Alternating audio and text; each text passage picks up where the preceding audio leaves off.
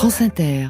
Il est 18h15, le tour de la planète en seulement une heure. Encore 64 morts au large de l'Italie dimanche. Le nombre de migrants victimes de ces naufrages augmente avec la hausse des migrations. Que peut-on faire? Que doit faire l'Europe? Question posée à notre invité, l'eurodéputé Damien Carême, ancien maire de Grande-Synthe. Le bruit du monde est ce soir en Corée du Sud, dans les studios d'une radio militante qui utilise les ondes pour braver la censure et informer les voisins du Nord. Le bruit du monde, la suite, sous les radars, Sébastien Legénie a trouvé un artiste macédonien qui décore des baskets pour les stars de Justin Bieber à LeBron James, excusez du peu.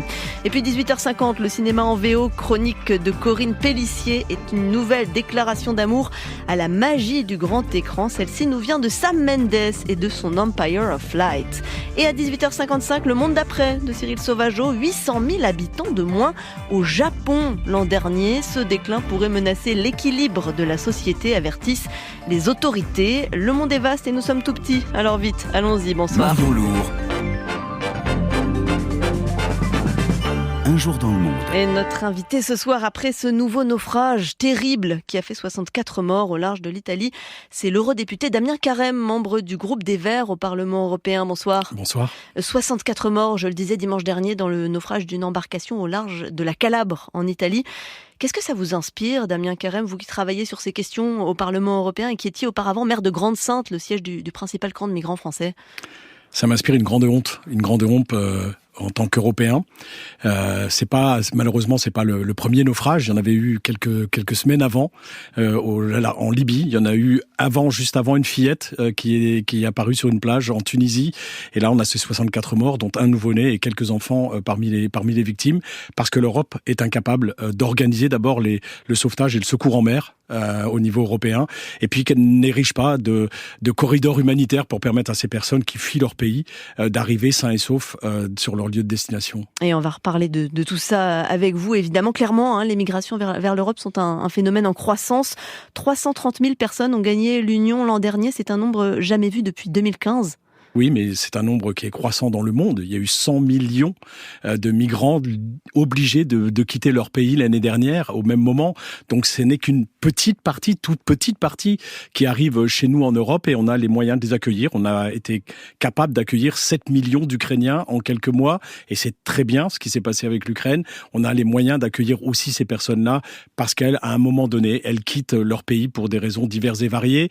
La plupart des migrations se font, je le rappelle, aux alentours du pays qui est quitté. On le voit d'ailleurs avec l'Ukraine. Les Ukrainiens sont d'abord allés en Pologne, sont allés dans les pays limitrophes, et c'est vrai partout dans le monde. Les personnes qui quittent le Soudan partent à côté du Soudan. Les personnes qui ont quitté la Syrie sont parties au Liban pour la plupart d'entre elles. Donc on n'accueille qu'une petite partie de ces personnes qui bougent à travers le monde, et on doit les accueillir parce qu'elles ont des raisons et qu'on doit respecter les conventions internationales. Et les accidents, les drames comme celui qu'on a observé encore dimanche dernier, ils augmentent aussi en proportion de ce nombre de migrants, de ces migrations qui augmentent. On est à plus de 30 000 morts en Méditerranée depuis 2014, 50 000 morts au total dans les migrations, parce qu'effectivement, ces gens prennent de plus en plus de risques, parce que les seules politiques qu'on est capable de mettre en œuvre aujourd'hui au niveau européen et international sont des politiques de forteresse, de frontières, où on renforce la difficulté pour passer. Donc ça veut dire que ces personnes prennent de plus en plus de risques pour partir, et les accords avec les pays tiers, comme c'est le cas avec la Turquie, puisque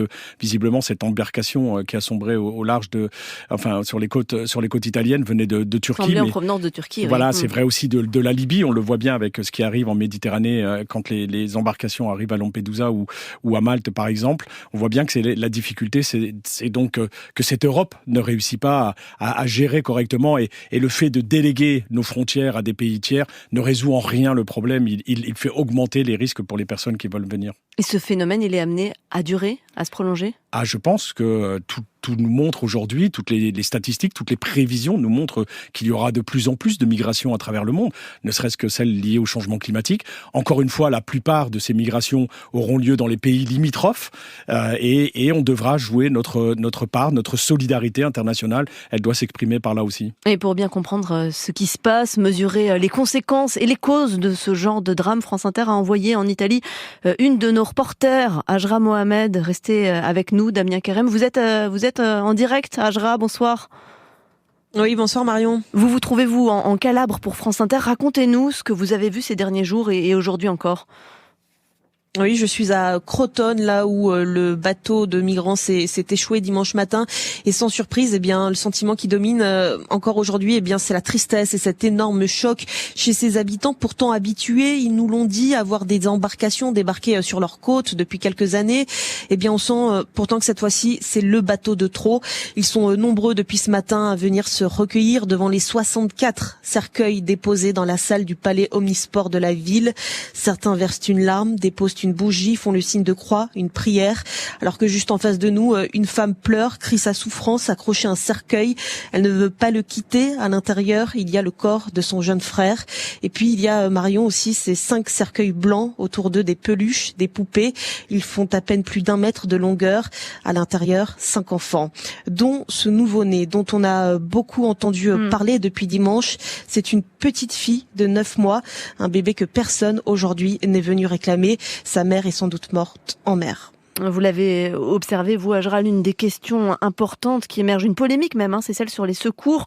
L'agence européenne Frontex aurait donné l'alerte aux autorités italiennes dès le samedi soir, dès la veille du naufrage, sans qu'elles agissent pour éviter le drame. Oui, c'est ce que l'agence Frontex a expliqué. En fait, elle a repéré cette embarcation même 24 heures avant le naufrage, en réalité, dès samedi matin, et a alerté les autorités italiennes qui auraient ensuite envoyé dans la soirée 2 motos-vedettes pour vérifier. Mais ces 2 motos sont revenues au port. La mer était trop agitée pour atteindre l'embarcation des migrants. En revenant au port, personne n'aurait prévenu les gardes-côtes italiens. Alors, même si a priori aucun message de détresse n'a été envoyé par les passagers à bord, certains se posent la question, le risque a-t-il été sous-évalué? Pourquoi n'a-t-on pas escorté le bateau jusqu'à la côte dès qu'il a été repéré, même s'il n'était pas en danger à ce moment-là? Des questions relayées évidemment par les opposants politiques en Italie à Giorgia Meloni, la chef du gouvernement d'extrême droite. Certains lui demandent des explications, une enquête sur les conditions de ce sauvetage.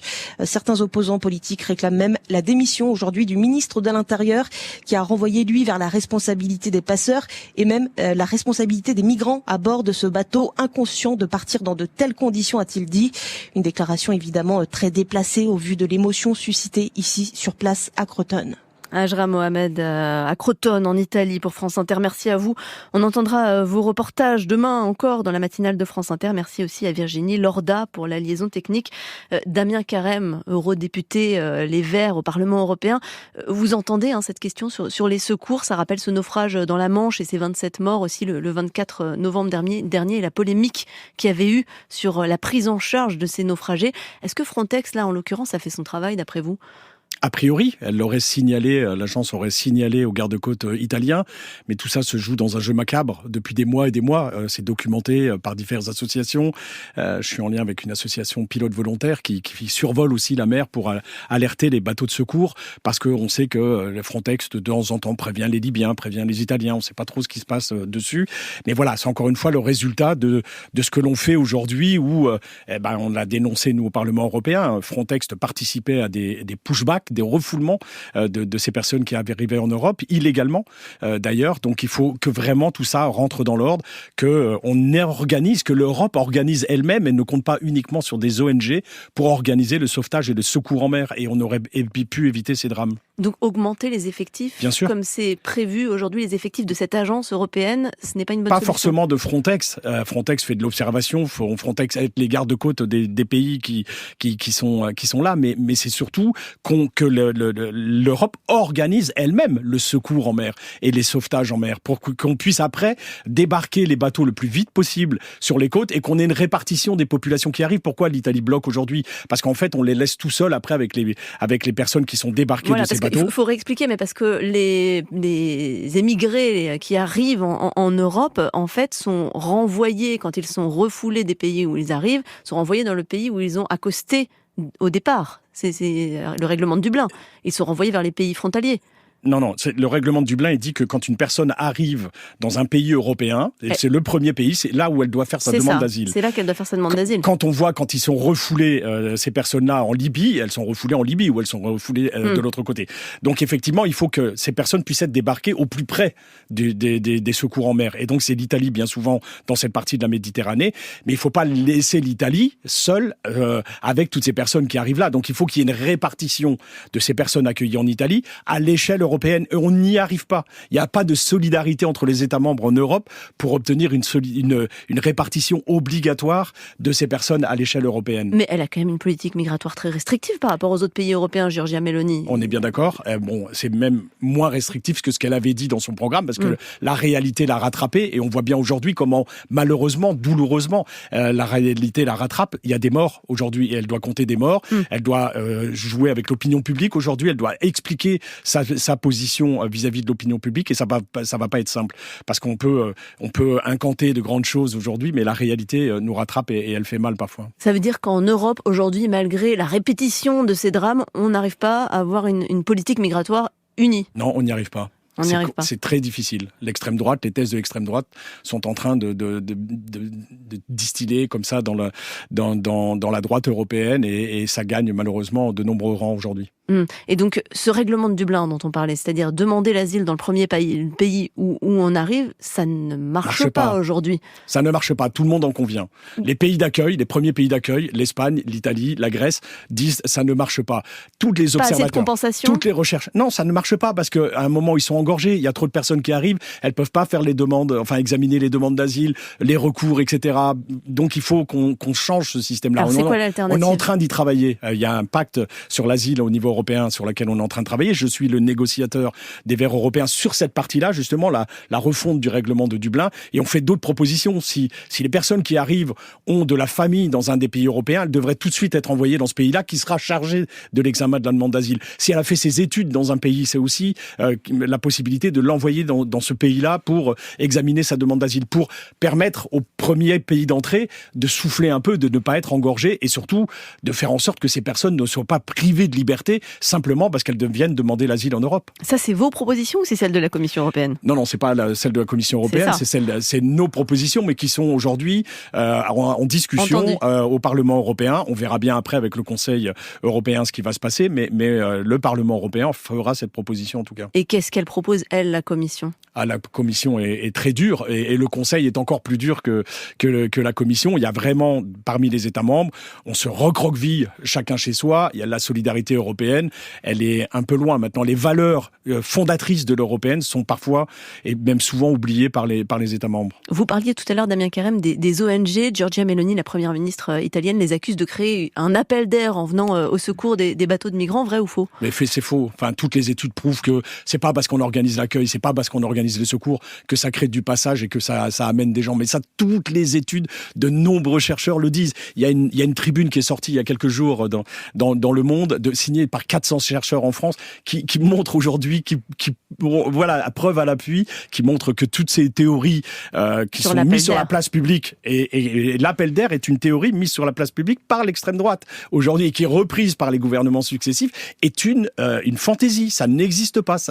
Je l'ai vécu moi à Grande-Synthe. J'ai organisé un camp pour accueillir des personnes. C'est pas parce que j'ai organisé un camp qu'il y a eu 6000 personnes qui sont arrivées. Une des solutions, est-ce que ça peut être les murs ? Depuis 2014, on est passé de 315 à 2000 kilomètres de barrières aux frontières de l'Europe. Est-ce que l'Union européenne doit les financer ? Non, absolument pas. On s'y oppose, et c'est vrai qu'aujourd'hui, la tendance au niveau de la Commission européenne même, c'est de financer ces murs, d'accepter de financer ces murs, ce qui est vraiment aujourd'hui, c'est encore plus honteux. On se souvient du mur de Berlin, et vraiment le symbole pour l'Europe, ce qu'était ce mur de Berlin qui tombait, et on est en train d'ériger de nouveaux murs. C'est la faillite de l'Europe. Vous nous dites, Damien Carême, que Ursula von der Leyen, elle a bougé là-dessus. Oui, au début, elle y était opposée. Oui, elle est en train de bouger, tout doucement, imperceptiblement, elle y va. Est-ce qu'il y a une manipulation de la part de certains pays comme la Russie ou la Turquie qui laisseraient volontairement passer des migrants pour déséquilibrer, pour déstabiliser l'Union ? On a eu au mois de novembre dernier un problème entre la Biélorusse et la Pologne, où il y a eu que 7000 personnes qui ont été mises à la frontière, et on a parlé en Europe de guerre hybride pour 7000 personnes. On est 450 millions d'Européens. Est-ce qu'on n'est pas capable d'assumer l'arrivée de 7000 personnes, franchement, aujourd'hui ? Donc c'est une instrumentalisation, mais qui voit le jour aujourd'hui, parce que l'Europe a tellement peur de la migration qu'en fait, les dictateurs qui sont aux portes de l'Europe, ils s'amusent, comme Erdogan, de temps en temps, à dire « je vais ouvrir les portes si vous m'ennuyez ». C'est quoi le calendrier du pacte sur les migrations dont vous parliez ? La Commission, le Conseil aimerait bien qu'on l'adopte avant la fin de l'année 2023. Je ne sais pas si on sera capable de le faire. Il y a encore beaucoup de textes en cours et de négociations à mener. Et puisque je vous tiens, Damien Carême, il y a quelque chose qui se passe de façon concomitante là en France avec une loi sur l'immigration qui est présentée par le ministre de l'Intérieur et du Travail. Chez nous, il y en a une tous les 18 mois à peu près, hein, donc c'est assez fréquent. Est-ce qu'on peut jouer notre petite musique personnelle française au sein de l'Union ? Non. Je pense que d'abord, les politiques migratoires sont des politiques européennes et qu'on peut adapter les choses au niveau national après, mais on peut pas mettre la charrue avant les bœufs. C'est le cas là avec cette loi qui arrive aujourd'hui et encore une fois avec des mesures de plus en plus restrictives. Vous savez, la dernière loi, c'était Gérard Collomb qui l'a mise en place et il m'avait reçu, puisque à cette époque-là, j'avais un camp à Grande-Sainte, il m'avait reçu dans son bureau en me disant, pour me dire ce qu'allait être sa loi, c'est on va leur faire comprendre de ne pas venir chez nous. Et finalement, ils sont quand même arrivés. Ça ne marche pas.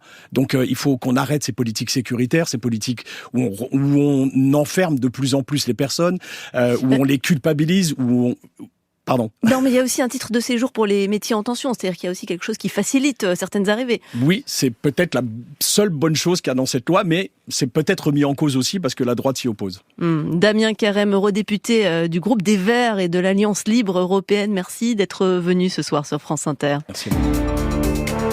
Le 18-20, Marion Lourd sur France Inter. À suivre ce soir, le bruit du monde avec les chroniqueurs qui nous emmèneront jusqu'à 19h. Sébastien Legénie revient pour Sous les radars avec une alerte aux États-Unis. Oui, on va parler encore migration avec le New York Times qui révèle que plusieurs entreprises américaines exploitent des enfants migrants en toute illégalité. Le cinéma en VO, Corinne Pélissier, bonsoir. Bonsoir, on part avec Sam Mendes dans un très vieux cinéma en Angleterre à Margate. Son nouveau film s'appelle Empire of Light. Et le monde d'après de Cyril Sauvageau, bonsoir. Bonsoir, nous essaierons de voir pourquoi le Japon n'arrive pas à relancer sa natalité. À tout de suite, mais avant tout ça, chanter malgré tout une balade folk du côté de Detroit aux États-Unis, c'est Jack White, If I Die Tomorrow.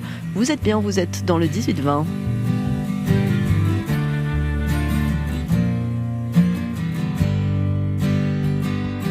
If I die tomorrow, could you find it in your heart to sing? If my mother cries in sorrow, will you help her with the many things that she needs from time to time and day to day?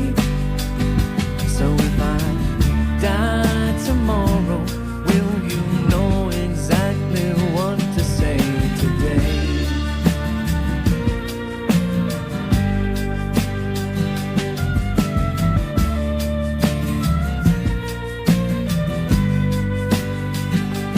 She won't mind the trouble, she's been through it all before. I know she'll say, make it a double of her lemon drink, and before you know, she'll be laughing about the times and those old days. So if I die tomorrow, promise you can walk away okay, okay.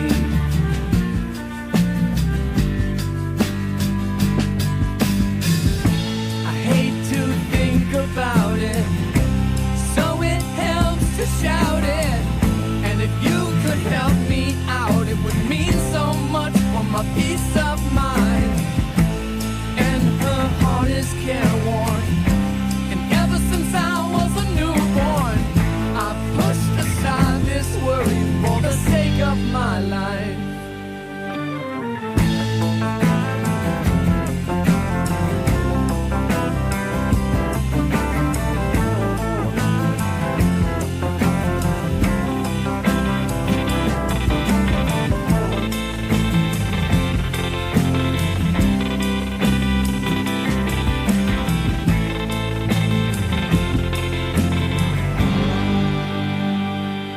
If I die tomorrow, will you let me know I left in peace? I begged and I borrowed everybody's love, and they gave for free.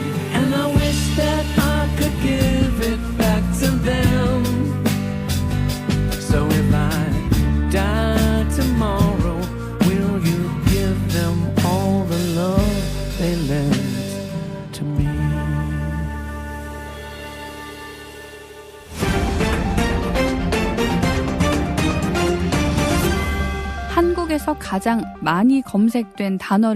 Et le bruit du monde est à Séoul ce soir, où les Coréens parlent au coréen. Côté sud, des militants des droits de l'homme cherchent à braver la censure drastique du Nord.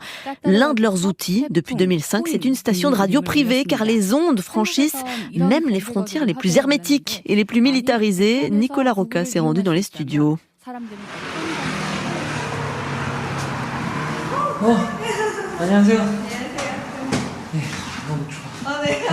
C'est dans une petite rue de l'ouest de la capitale sud-coréenne, à une 60aine de kilomètres de la frontière avec la Corée du Nord, que se trouve le siège des médias de l'unification. Site internet, chaîne YouTube et émissions de radio, cette organisation multiplie les contenus à destination des Nord-Coréens. Au milieu de l'open space dans lequel quelques journalistes travaillent, on retrouve Lee Kwang-baek, le dirigeant de l'ONG. Quelques minutes avant l'antenne, il sirote un café en relisant ses dernières notes. Je fais cette émission 1 à 2 fois par semaine. Je ne me sens pas particulièrement stressé ou ému, mais j'espère que beaucoup de Nord-Coréens peuvent m'écouter. Voilà 17 ans qu'il a lancé ce programme radio, enregistré puis diffusé chaque jour en ondes courtes, en espérant attraper des oreilles nord-coréennes plutôt habituées au style caractéristique de la radio d'État, dont les programmes alternent entre chants à la gloire des Kim et informations sur les dernières réussites du régime. 김은하씀 전력 시를 보내드렸습니다. 지금까지 랑성의 방성원 방은봉이었습니다.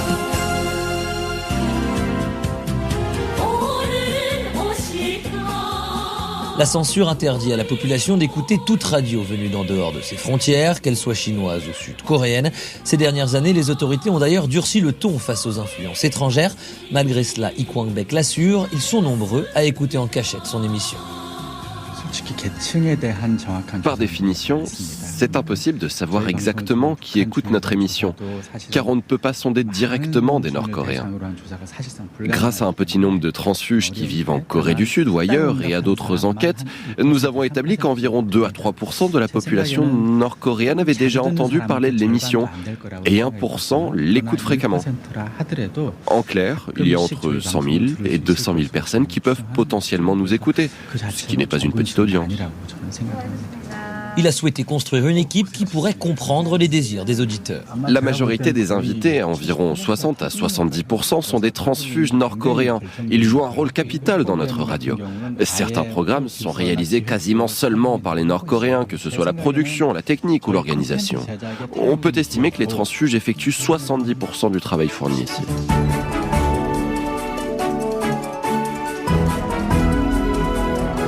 C'est l'heure de grimper à l'étage au-dessus de l'open space où l'on trouve Détroit Studio. C'est là que se déroule l'enregistrement de l'émission du jour.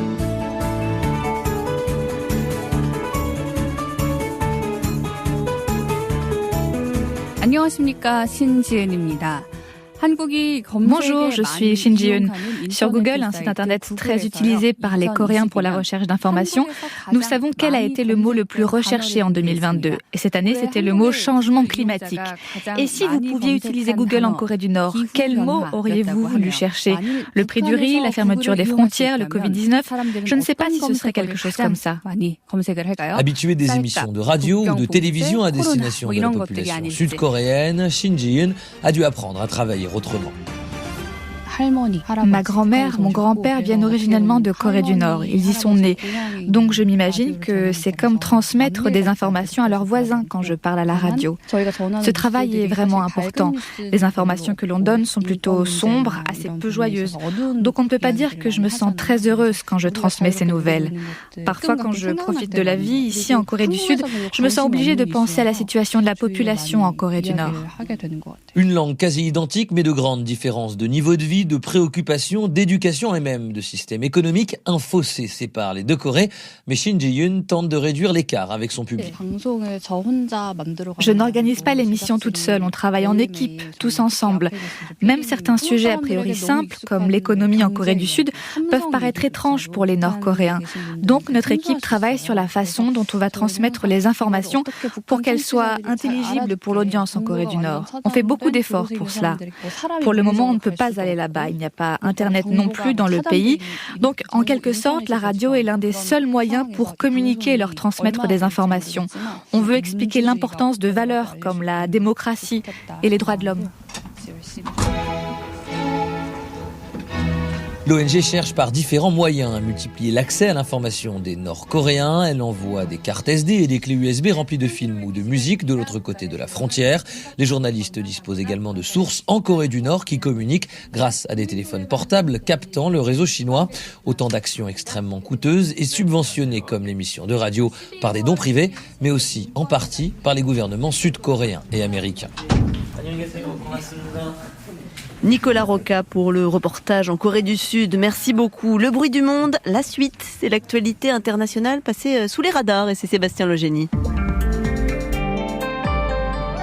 The Biden administration is looking to crack down on the exploitation of migrant children in the US. Vous venez de l'entendre sur les télés américaines, une enquête stupéfiante vient d'être publiée par le New York Times. Il y est question d'exploitation de migrants mineurs aux États-Unis même, jusqu'à embarrasser l'administration Biden. Oui, de jeunes enfants migrants employés dans des abattoirs, sur des chantiers de BTP, emplois dangereux, interdits aux mineurs, des filles de 13 ans qui lavent des draps dans des hôtels, alors qu'employer des moins de 14 ans est illégal, et le plus grave, une douzaine d'enfants morts au travail depuis 2017 aux États-Unis. Ces révélations déchirantes, le New York Times les a publiées il y a 3 jours après des semaines d'investigation menées dans une vingtaine d'États américains sur les enfants immigrés. Une main-d'œuvre de l'ombre, comme l'écrit le quotidien, dans tous les secteurs, dans chaque État, employés en violation de lois vieilles de près d'un siècle sur le travail des enfants. On se croirait dans un roman de Charles Dickens, mais on est au cœur des États-Unis du 21e siècle. Et depuis hier, l'affaire a pris un tour politique. On entend ici Hillary Shelton, représentante démocrate au Congrès, prendre à partie les entreprises comme Earthside Foods, fabricant de barres céréales, employant de mineurs migrants et qui devraient, selon elle, avoir honte de leurs pratiques. Mais il y a aussi un vrai problème administratif. Le nombre d'enfants migrants arrivant aux États-Unis sans leurs parents a explosé sous le mandat de Joe Biden, 3 fois plus qu'il y a 5 ans, 130 000 enfants l'an dernier, souvent mal pris en charge par les services sociaux, incapables de contrôler le sérieux, la moralité des parrains de ces migrants.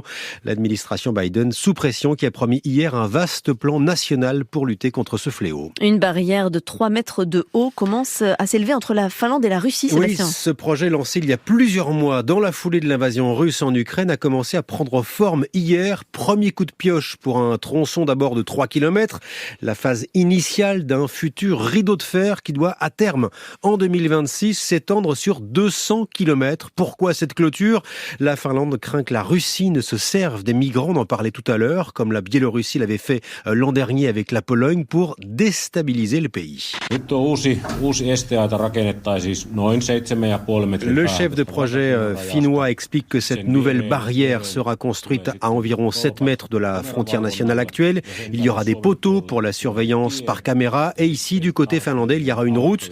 La barrière aura une hauteur d'environ 3 mètres. Ces barrières métalliques seront recouvertes de barbelés avec, on l'entendait dans des endroits sensibles, des caméras à vision nocturne, des lampes, des haut-parleurs. Le tout coûtera 380 millions d'euros. Actuellement, la frontière avec la Russie est le plus souvent constituée de barrières en bois conçues pour empêcher juste le bétail de passer.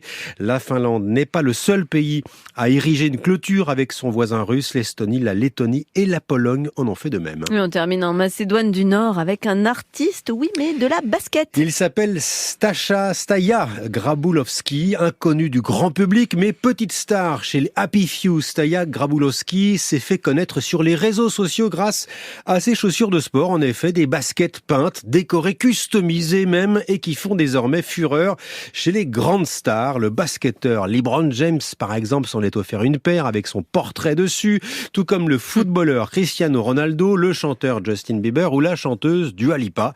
Au total, plus de 300 célébrités ont fait appel à ce trentenaire qui dispose d'un atelier rudimentaire dans les rues de Skopje, la capitale de la Macédoine du Nord. Basically, it all started right here. Got a marker, grabbed Voilà, Staja Grabulowski qu'on entend ici raconte que tout a commencé il y a 20 ans quand sa mère lui a rapporté une boîte de couleurs. Premier dessin sur ses chaussures. 10 ans plus tard, il passait au feutre indélébile. Succès immédiat grâce à son sens du marketing et de ses relations avec les influenceurs. Mais pas question pour autant de s'installer à New York dans un atelier où il sera bientôt d'ailleurs exposé. Dernière précision, vous l'attendez, le prix, ça commence à 1 000 €.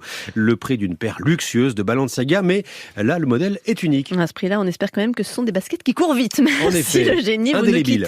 Vous nous quittez en chaussures de ville avec la World Electro d'Orange Blossom et de sa chanson Habibi.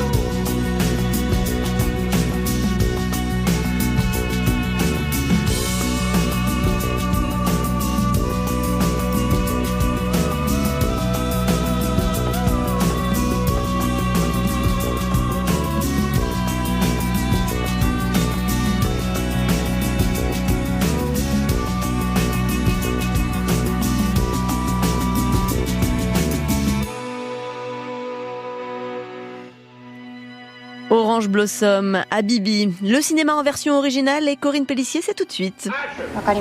France Inter. Un jour dans le monde. So, let me start. Look around you. This whole place is for people who want to escape. People who don't belong anywhere else. How do you feel? I do feel a bit numb, I suppose. The world is changing. Le cinéma en VO, Corinne Pellissier, bonsoir. Bonsoir. Le cinéma en VO pour célébrer aujourd'hui le retour du réalisateur Sam Mendes et son nouveau film Empire of Light, nouvelle déclaration d'amour au cinéma et à la magie du grand écran. Après Steven Spielberg et Damien Chazelle, le réalisateur du meilleur James Bond, Skyfall, nous donne à son tour envie de revoir des films au cinéma. L'histoire se déroule en Angleterre, à Margate, dans un vieux cinéma de bord de mer tenu par la comédienne Olivia Colman dans le rôle titre. Vous avez adoré le film, Corinne Pellissier. Tout est là, l'odeur du popcorn vient nous titiller les narines. Les images sont magnifiques, mais Empire of Light, c'est aussi l'histoire d'un monde qui change. Et avec ce film, Sam Mendes nous invite dans ses années adolescentes dans l'Angleterre des années 80, marquée par la violence sociale, le chômage, la montée du racisme, une bonne dose de désespoir. À la radio, on écoute les Specials. Dans la rue, on évite les expéditions punitives des skins. Et comme on va le voir dans le film, c'est toute cette période bouillonnante, créative, qui a inspiré Sam Mendes, qui fait dialoguer ici la politique et la culture, avec au milieu tous ses souvenirs. C'est très touchant. Les années 80 ont été explosives, tellement intenses en matière de musique, de cinéma et aussi sur le plan politique. L'Angleterre de cette époque, c'est des bagarres et des émeutes raciales dans les rues. La politique de Thatcher qui a complètement divisé le pays. Des niveaux de chômage battant des records. Et en même temps, c'était une époque où on a connu des groupes de musique à la mixité incroyable. Des Noirs et des Blancs qui jouaient ensemble, comme les Two Tones, les Specials, les Selectors, qui écrivaient des morceaux sur ce quotidien et tous nos problèmes sociaux.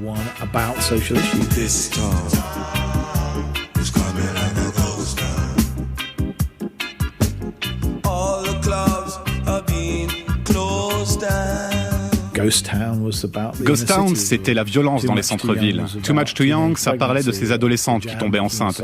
Ou alors quand les Jams chantaient Going Underground, c'était la peur de la guerre nucléaire. Ils ont tous été numéro 1 des charts. Il y a toujours eu un aller-retour entre la musique, la politique, la culture, les films. Il y avait un sentiment d'appartenance très fort. À 16, 17 ans, votre rapport au monde est tellement intense, à un niveau d'ailleurs que vous ne retrouverez plus ensuite.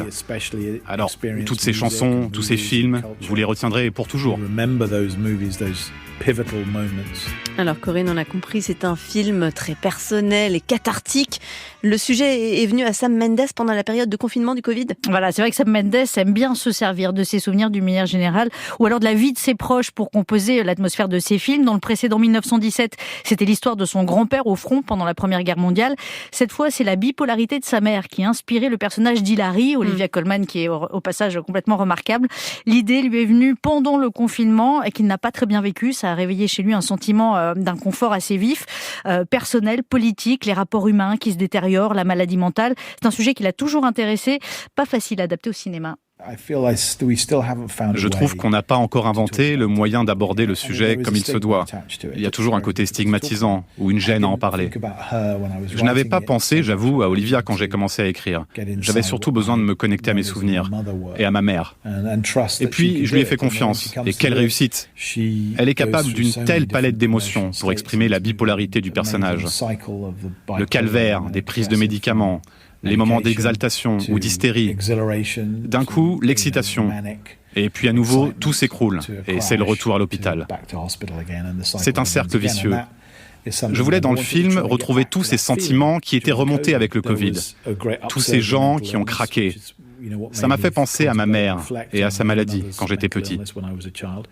Et puis, il y a aussi la peur que le cinéma disparaisse, qu'on ne revoie plus jamais des salles pleines de gens venus vibrer ensemble dans le noir. Voilà pourquoi Sam Mendes avait à cœur de déclarer sa flamme au cinéma. Le résultat est magistral avec des décors, des plans qui sont magnifiques, une patine vintage très belle et un petit côté ultra sensoriel aussi, le bruit de la pellicule, l'odeur du popcorn, on en parlait. On se laisserait bien enfermer, nous aussi, à l'intérieur de ce cinéma. Et en attendant, merci Corinne Pélissier. Restez à l'écoute de votre vieille radio. Empire of Light, Sam Mendes au cinéma ce mercredi. C'est un film France Inter. Corinne, à mercredi prochain. Marion Lourd, le 18-20. Le monde d'après, Cyril Sauvageau, vous nous emmenez ce soir au Japon qui ne parvient pas à enrayer le déclin de sa population. C'est un problème de très longue date pour l'archipel. Mais les nouveaux chiffres de la natalité pour l'an dernier viennent de tomber, ils sont catastrophiques. Oui, pour la première fois, le nombre de naissances est passé sous la barre des 800 000 l'année dernière. C'est du jamais vu depuis le début des statistiques sur la natalité à la fin du 19e siècle. À titre de comparaison, il y a eu un peu plus de 720 000 naissances en France, sachant que le Japon est 2 fois plus peuplé que l'Hexagone. Le phénomène n'est pas nouveau, mais il ne fait que s'aggraver et il inquiète de plus en plus les autorités. C'est le fonctionnement même de notre société qui est menacé, a dit récemment le Premier ministre japonais Fumio Kishida. Le gouvernement a donc prévu un énième plan pour inciter les Japonais à refaire des bébés, des mesures financières principalement, hausse des allocations familiales, coup de pouce au remboursement des accouchements, parce que les Japonais sont censés payer de leur poche les accouchements. La municipalité de Tokyo a déjà généralisé la gratuité des crèches, d'autres centres urbains devraient suivre. Enfin, une agence des affaires familiales doit être créée cette année pour tenter d'harmoniser les efforts. Pas sûr que ça suffise à inverser la tendance. C'est bien le problème. Les autorités japonaises ont beau multiplier les plans d'aide à coût de centaines de millions de yens, les courbes continuent de s'effondrer. C'est le cas depuis un demi-siècle maintenant, depuis les années 70, en pleine croissance effrénée à l'époque de l'économie japonaise. Depuis, le vieillissement de la population semble inexorable et menace désormais aussi bien la vitalité économique du pays que le financement futur des retraites. Le mal est profond et le problème est structurel, car c'est toute la société japonaise d'aujourd'hui qui est organisée de telle façon que tout semble fait pour décourager les jeunes de fonder une famille. À commencer par le fonctionnement du monde du travail. On a souvent en tête l'image de salariés japonais assommés de travail qui enchaînent des journées à rallonge dans de grandes entreprises où la pression est énorme, avec une fois la journée terminée, des soirées obligatoires avec les collègues et des temps de transport impossibles pour entrer dormir en lointaine banlieue de Tokyo. Eh bien, tout cela n'est pas qu'un cliché, ça correspond encore à une réalité bien ancrée. Ajoutez à cela le fait que les emplois sont devenus plus précaires, les parcours professionnels plus hachés. Quant aux femmes japonaises, elles occupent encore et toujours des places subalternes dans ce monde du travail très conservateur et paternaliste. On aurait pu penser que la période du Covid allait changer les choses avec le recours généralisé au télétravail, que ça allait peut-être, on va dire, inciter les Japonais à se replier davantage sur leur cocon familial, mais le problème est bien plus profond. Ajoutons que la garde d'enfants est un véritable casse-tête au Japon. Oui, il y a des raisons culturelles à cela. Pour des parents japonais, confier la garde d'un enfant à un inconnu est tout simplement inenvisageable. Résultat, les nounous n'existent pas, le babysitting non plus. Quant au système des crèches, il a été très longtemps sous-dimensionné. Des efforts considérables ont été faits depuis une dizaine d'années pour rattraper le retard et multiplier les places en crèche, mais ça reste insuffisant. Et tout ça montre bien que pour une jeune femme japonaise, avoir un enfant, c'est une décision extrêmement lourde à porter, car elle implique de renoncer à une grande partie de sa vie sociale et de sa liberté. Alors vous me direz que c'est le cas un peu partout pour les jeunes parents, mais l'investissement et les contraintes sont incomparables avec ce que nous connaissons dans un pays comme la France. Alors si le Japon veut enfin réussir à relancer sa natalité, il faudra donc une vraie révolution des mentalités. Les incitations financières, c'est sûr, ne suffiront pas. C'est toute l'image de la famille et de l'enfant qui devrait changer, mais aussi la place du travail dans la vie des Japonais. On remarquera d'ailleurs que les mêmes causes produisent les mêmes effets ailleurs qu'au Japon. Prenez la Corée du Sud, un autre pays où on travaille énormément, où la pression sociale est très forte et où le coût de la vie est très élevé. Eh bien, la Corée connaît elle aussi une crise démographique profonde et durable. Cyril Sauvageau et Le Monde d'après. Merci Cyril, à demain. Pour nous, ça continue. Le 18 juin, la suite, c'est le journal de Jacqueline Fardel. Puis le téléphone sonne. Faut-il avoir peur de l'application TikTok? On attend vos appels 01 45 24 7000. Restez avec nous, à tout de suite.